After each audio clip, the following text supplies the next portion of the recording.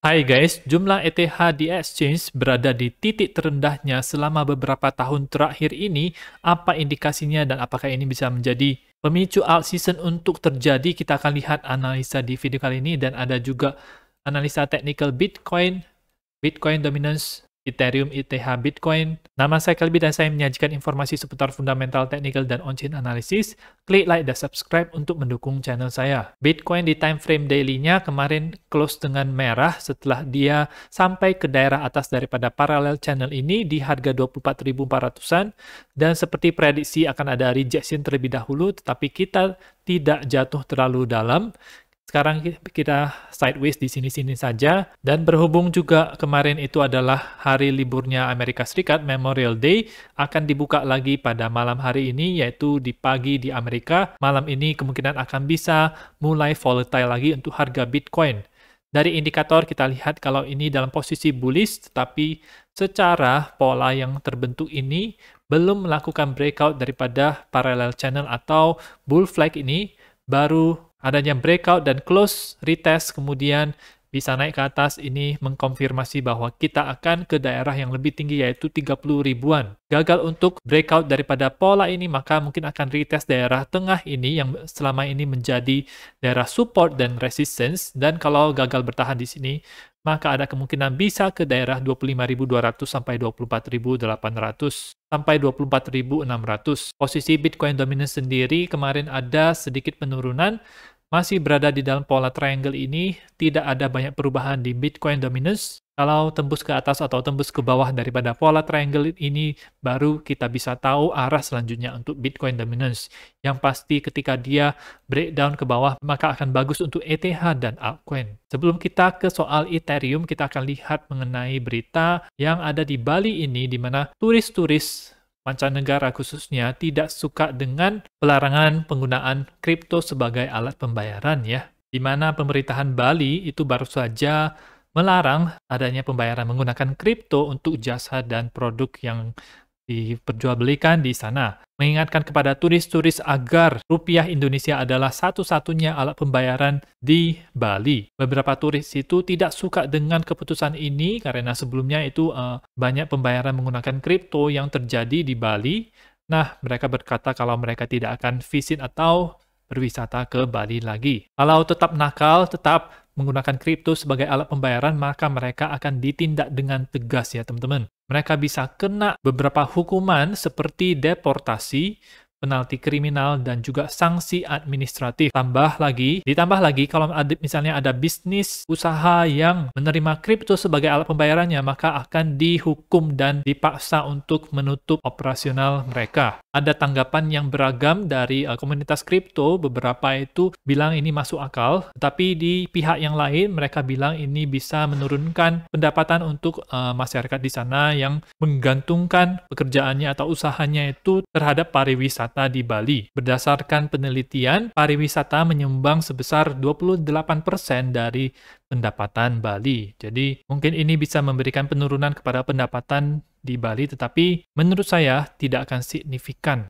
Dan sekarang kita akan melihat mengenai jumlah Ethereum yang berada di exchange, di mana sedang berada di titik terendahnya sejak Juli 2016 ketika waktu itu launching 2015 paling sedikit di exchange Juli 2016. Apa tandanya ini? Dari data dari Glassnode menunjukkan kalau 14,85% supply Ethereum itu dipegang di wallet exchange yang tercentralized seperti Binance, Indodax, dan lain-lain.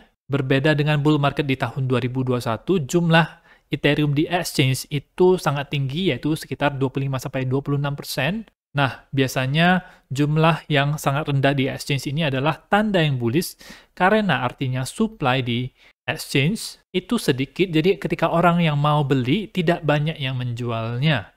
Jadi harga itu bisa dibawa ke atas dengan mudah. Semakin sedikit di exchange, maka semakin sedikit yang bisa dijual. Ditambah lagi supply USDT yang semakin meningkat, itu dari awal tahun sampai sekarang masih terus meningkat, artinya stablecoin itu lagi banyak-banyaknya, dan bisa mengindikasikan kalau hal yang bullish akan bisa terjadi. Di sisi lain, setelah ETH itu berubah menjadi proof of stake dan mulai ada ETH yang bisa di burn ketika jumlah transaksi di Ethereum itu cukup, maka ETH bisa menjadi koin yang deflasioner, di mana supply-nya itu berkurang terus setiap tahunnya. Sekarang itu dalam posisi minus 1,46% per tahun, jadi akan berkurang 1,4% lebih, dan sejak 30 hari terakhir ini ada penurunan jumlah ETH sebesar 143.000 ETH. Bayangkan kalau misalnya kita masih menggunakan Proof of Work, maka akan ada penambahan 200.000 ETH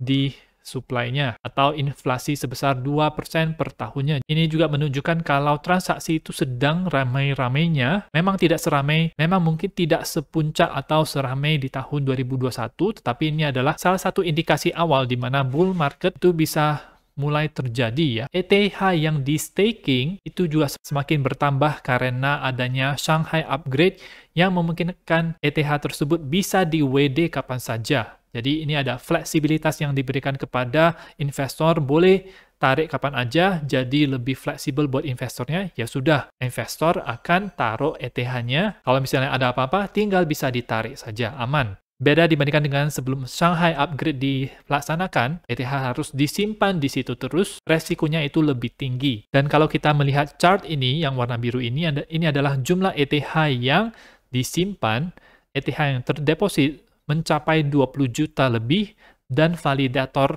jaringan ETH juga terus bertambah mencapai lebih dari 600.000 validator. Ini menunjukkan kalau ETH yang liquid itu dalam posisi yang lebih sedikit, harga bisa naik dengan mudah juga. Dan posisi ETH juga sekarang, kalau kita lihat analisa teknikalnya di time frame weekly, ini dia akan melakukan yang namanya golden cross antara EMA 20 dan 50. EMA 20 itu yang warna merah, dan yang orange itu adalah EMA 50. Kondisi sekarang itu mirip sekali dengan yang ada di warna hijau yang saya tandakan ini. Belum terkonfirmasi terjadinya golden cross tersebut, tetapi bisa terjadi di minggu ini atau paling lambat ya sekitar minggu depan. Setiap kali ini terjadi, maka akan ada bull run yang besar ke atas, dan garis EMA 50 ini bisa menjadi support untuk selanjutnya. Jadi contohnya ini adalah harga yang menyentuh EMA 50, jadi menyentuh support tersebut. Nah, mungkin ke depannya setelah ETH itu naik, nanti dia bisa koreksi. Nah, koreksinya itu ke garis yang warna merah ini. Dan kalau kita lihat chart ini, terakhir kali dia melakukan golden cross ini di tahun 2020, dia itu naik dari harga 200-an itu naik sampai ke 4.000-an. Jumlah kenaikan yang sangat fantastis sekali, 20 kali lipat dari sejak golden cross ini terbentuk. Untuk target besar daripada ETH sekarang ini, memang mungkin tidak bisa 20 kali lipat lagi ya teman-teman, tetapi target saya untuk all time high yang paling tinggi di siklus yang kali ini, itu dia bisa mencapai harga 10.000. Tapi dalam waktu dekat tentu saja tidak akan ke sana dulu, tidak secepat itu juga untuk ke 10.000-nya, tetapi menurut saya dalam waktu ke depan ini akan terjadi kenaikan. Harga juga sudah bertahan di atas 2 EMA ini yang menunjukkan kalau tren itu dalam posisi ke atas. Sebaliknya, kalau misalnya yang terjadi itu adalah dead cross, maka ini mengkonfirmasi bahwa bear market akan terus berlanjut, harga akan terus turun, seperti yang ditandai oleh dua lingkaran warna merah ini di Mei 2022 dan di Juli 2018 yang ada di sini. Kalau misalnya teman-teman melihat chart ini ya teman-teman tahu apa yang harus dilakukan ya. Teman-teman bisa nilai sendiri apa yang seharusnya dilakukan. Ya memang sentimen itu masih bearish di kondisi seperti ini. Tetapi jangan tunggu sentimen itu sudah bullish baru kita beli. Biasanya ketika sentimen sudah bullish maka harga itu akan berada di atas-atasnya. Di time frame daily-nya untuk ETH USDT, pola yang terbentuk sekarang itu adalah pola falling wedge. Bertahan di dalam pola ini. Dia bounce daripada daily MA 100 dan berhasil klaim di atas daily MA 50 yang warna kuning ini merupakan pencapaian yang bullish. Setelah dia bertahan di atas daily MA 50, kalau kuat dan tidak ada close di bawah daripada MA 50 atau gagal bertahan di atasnya, maka dia bisa pump menurut saya ke atas. Breakout sudah dekat tetapi belum terjadi. Volume juga menurun ketika konsolidasi ini yang dimulai di tanggal 16 April ini, itu juga menurun. Jadi kita lihat jelas ya menurun. Itu menunjukkan kalau posisi bukan downtrend, tetapi posisi itu adalah sedang melakukan konsolidasi ya. Konsolidasi itu setelah terjadi kenaikan, kemudian dia konsolidasi.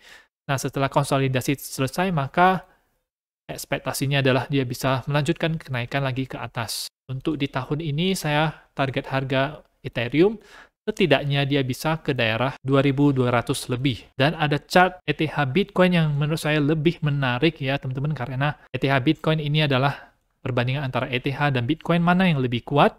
Kita lihat kalau selama beberapa minggu terakhir ini ETH yang rupanya lebih kuat dibandingkan dengan Bitcoin. Kita lihat kalau chart ini dia dalam posisi naik dari awal bulan, dari 1 Mei itu sampai sekarang dia dalam posisi naik dan hampir melakukan breakout daripada pola downtrend ini yang sudah lama terjadi sejak 9 September 2022. Belum terjadi breakout, tetapi akan terjadi breakout dalam waktu dekat ini, dan ini akan sangat bullish untuk ETH dan altcoin juga ya. Kondisi beberapa altcoin juga dalam posisi yang naik ya teman-teman. Meskipun belum semuanya itu dalam posisi naik ya, karena kemarin itu sudah sempat naik, jadi pasti akan ada koreksi ringan untuk jangka waktu pendeknya, tetapi ada beberapa altcoin yang bisa mendahului kenaikan dulu dibandingkan dengan yang lainnya. Nah, itu saja untuk informasi pada video kali ini. Semoga bermanfaat. Teman-teman bisa dukung channel saya dengan mengklik like dan subscribe, dan nantikan video saya selanjutnya.